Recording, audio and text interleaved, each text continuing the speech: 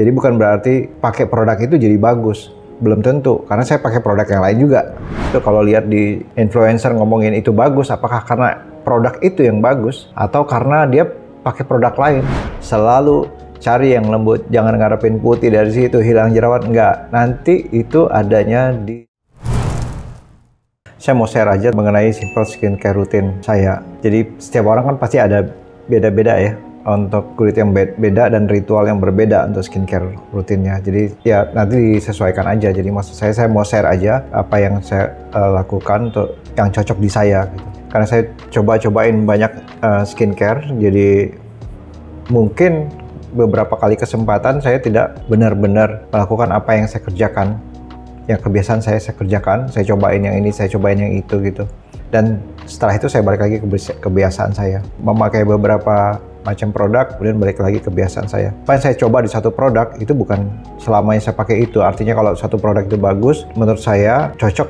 Artinya bukan menghasilkan sesuatu yang keren, tapi paling tidak nggak bikin masalah di kulit saya gitu. Kalau satu produk itu bagus, saya percaya aja dengan isi dalam kandungannya. Kalau dia punya satu kandungan yang baik dan di wajah saya nggak ada masalah, ya saya bilang bagus. Jadi bukan berarti pakai produk itu jadi bagus, belum tentu, karena saya pakai produk yang lain juga gitu. Jadi saya sarankan ada juga gitu, kalau lihat di influencer ngomongin itu bagus, apakah karena produk itu yang bagus atau karena dia pakai produk lain? Skincare rutinnya apakah cuma itu aja yang dia pakai gitu. Tapi kalau di saya katakan bagus kalau dia nggak bikin masalah di wajah saya. Karena saya jarang pakai satu rangkaian, semua saya pakai dari cuci wajahnya, mungkin dari serumnya, dari moisturizer satu rangkaian. Jadi kalau saya pakai satu produk, misalnya cuci wajah atau satu serum saya pakai, tapi cuci wajahnya saya pakai yang biasa saya gitu. Kalau malamnya serum yang malam saya pakai serum yang biasa saya, moisturizer saya gitu. Jadi bisa jadi ya bagus karena nggak ada masalah di saya gitu. Bukan karena bagus hasilnya. Karena bagus hasilnya mungkin bukan karena itu. Mungkin produk lain yang saya pakai jadi bagus. Mulai pagi cuci wajah itu nggak harus. Jadi hukumnya tidak wajib. Kalau Anda berasa mukanya benyek banget, kotor banget. Kalau Anda mukanya biasa-biasa aja, apalagi wajahnya kering, nggak usah cuci wajah pagi-pagi. Pakai air. Ya maksudnya cuci wajah sih. Maksud saya cuci wajah jangan pakai sabun, pakai air saja. Kalau Anda wudhu ya pakai air wudhu. Kalau Anda mandi ya udah pakai air. Itu aja. Jadi cuci wajah itu wajib kalau Anda dari luar, misalnya pulang malam, pulang pagi gitu. Jadi harus cuci wajah dengan sabun. Sore ya harus ya, pulang dari kantor, pulang dari kerja, sekolah gitu harus cuci wajah. Kalau yang cewek ya mungkin dengan karena makeup jadi mesti double cleansing dengan micellar water. Cari yang lembut.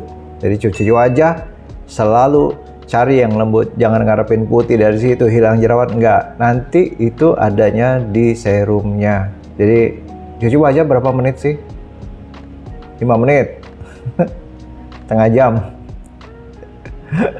Bentar aja kan, cuci wajah bentar aja terus dibasuh dengan air. Jadi bagaimana bisa mengharapkan dengan cuci wajah jerawatnya bakalan hilang, dengan cuci wajah bakalan putih?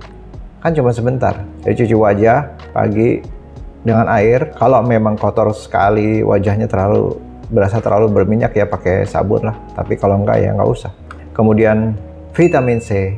Nah, vitamin C bagus ya untuk sebagai antioksidan dan dia juga merangsang pembentukan kolagen selain sebagai brightening atau bikin wajah lebih cerah. Nah di situ jadi jangan ngarepin cuci wajah untuk bikin kulitnya jadi glowing. Enggak, cuci wajah itu bukan buat cuci aja udah. Buat cuci aja. Habis itu pakai sunscreen. Nah, sunscreen penting sekali ya. Matahari bisa merusak kulit kita. Bisa merusak kulit kita gitu. Sinar ultraviolet A dan B perlu sunscreen. Sunscreen apakah itu chemical atau physical ya terserah aja. Apakah campuran, hybrid ya udah terserah. Kalau Anda lama di luar baiknya pakai physical ya. Tapi kalau Anda nggak suka dengan white cast-nya atau putih-putihnya ya pakai yang chemical. Kalau Anda ingin dua-duanya hybrid juga nggak apa-apa. Ada physical, ada chemical juga nggak apa-apa.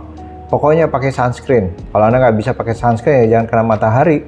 Dalam aja, jangan keluar-keluar. Nah jadi pakai sunscreen. Jadi pagi cuci wajah, nggak usah pakai sabun kalau nggak perlu vitamin C dan sunscreen. Sore cuci wajah, kalau perlu double cleansing, apalagi yang pakai make up, pakai micellar water. Cari yang lembut juga. Kalau saya biasanya, kalau saya nggak tahu ya, saya cocoknya kalau cuci wajah itu yang lembut tuh yang saya pakai sekarang dari Simple, itu cuci wajah. Kemudian retinol. Pakai retinol yang di bawah 1%. Kalau belum pernah, pakai coba yang 0,5% atau yang Grand Active Retinol. Banyak yang produk-produk, banyak. Pakai aja di bawah 1%. Jadi Anda ya udah pilih aja, lihat aja dari produk-produk, sesuaikan dengan budget Anda. Di bawah 1% ya pakai aja di bawah 1%. Nanti kalau kenapa nggak di atas 1% atau 1%, kenapa nggak 1% atau 2% yang beredar di pasaran? Ya coba dulu gitu. Kalau udah biasa baru naikin. Pakai 3 kali seminggu. Kemudian moisturizer. Jadi kalau sore facial wash yang lembut, retinol, moisturizer. Kapan pakainya? Sebelum tidur. Jadi kalau pulang sore terus sore masih mau sholat kan, masih mau sholat maghrib, masih mau isya, ya jangan. Sebelum tidur baru pakai retinol dan moisturizer. Jadi kalau Anda ketat sekali, wajahnya ketat, pakai facial wash, langsung pakai moisturizer. Habis itu kena wudhu, ya lihat aja kalau misalnya kena air wudhu, terus kita masih berasa ketat lagi, ya pakai lagi moisturizer, agak repot ya. Atau Anda pakai toner hydrating. Jadi habis cuci wajah, berasa ketat wajahnya, berikan toner hydrating, yang pelembab, toner yang melembabkan. Kemudian habis wudhu maghrib pakai toner lagi, habis itu isya baru pakai retinol dan moisturizer. Nah itu yang simple ya, skincare yang simple. Jadi banyak sekali, ada bisa pakai Arbutin, pakai niacinamide, serum-serumnya untuk mencerahkan, pakai bakuchiol. Tapi ini yang simple ya. Jadi perhatikan juga kalau misalnya Anda sedang hamil ya, jadi ada kayak retinol, seperti retinol itu jangan dipakai. Tapi yang tadi yang biasa-biasa, kondisi-kondisi yang biasa, vitamin C, retinol malamnya. Cuma itu aja. Kalau Anda belum biasa pakai retinol atau belum bisa pakai retinol, Anda bisa pakai seminggu sekali exfoliating dengan memakai serum AHA/BHA yang mengandung glycolic acid atau salicylic acid. Itu pakai seminggu sekali. Tapi kalau Anda udah biasa pakai retinol, boleh pakai exfoliating tadi yang seminggu sekali, atau nggak usah lagi, karena retinol itu sebenarnya dia bikin selnya cepat, jadi bagian yang luar juga cepat terangkat. Apa yang terjadi pada sel kita yaitu bagian epidermis yang luarnya makin tebal, semakin dul, semakin kusam. Bagian dalamnya, kulit bagian dalam atau dermis itu semakin tipis, jadi semakin gampang kerut. Itu yang terjadi. Jadi kita rangsang kolagennya dengan vitamin C dan retinol. Kemudian kita kalau ada budget lebih baru ke klinik, dirangsang lagi kolagennya dengan microneedling, mungkin ultrasound, laser. Seperti itu. Kolagen itu kan terdiri dari peptide. Peptide itu ada kumpulan asam amino. Jadi kalau tubuh kita kan membentuk kolagen, kan benar kan? Semakin usia makin berkurang kolagen. Sebenarnya nggak cuma di kulit aja, di semua sel. Makin banyak kerusakan. Kenapa banyak kerusakan? Banyak radikal bebas, banyak stres, kebanyakan gula. Kenapa dibilang stres? Stres itu sebenarnya bukan stres pikiran aja. Stres yang terlalu banyak kesibukan, itu stres. Sibuk apa? Sibuk nonton, sibuk gosip. Sehingga kita lupa untuk tidur. Jadi stres buat badan gitu. Makannya udah over, habis itu pikiran juga over. Jadi stres buat badan. Kapan tubuhnya akan memperbaiki? Pada saat kita tidur. Jadi kolagen akan terbentuk pada saat kita tidur. Kita buat stres badan kita, kemudian kita relax untuk badan kita membentuk kolagen. Nah, kalau kita terlalu banyak makan, terlalu banyak gula, terlalu banyak mikir, kurang tidur, kapan bentuk kolagennya? Terpaksa harus banyak dari luar. Harus ada ultrasound, harus ada fractional, harus ada laser, harus ada skincare yang banyak macam untuk merangsang kolagen. Nah, jadi dari luar kita banyak masukin, saya kurang apa ya, saya kurang treatment apa ya. Tapi dari dalam kita rusakin dengan pola hidup kita. Jadi harus benerin, pola hidup juga harus benerin. Pola hidup harus benerin supaya nggak terlalu banyak biaya dari luar.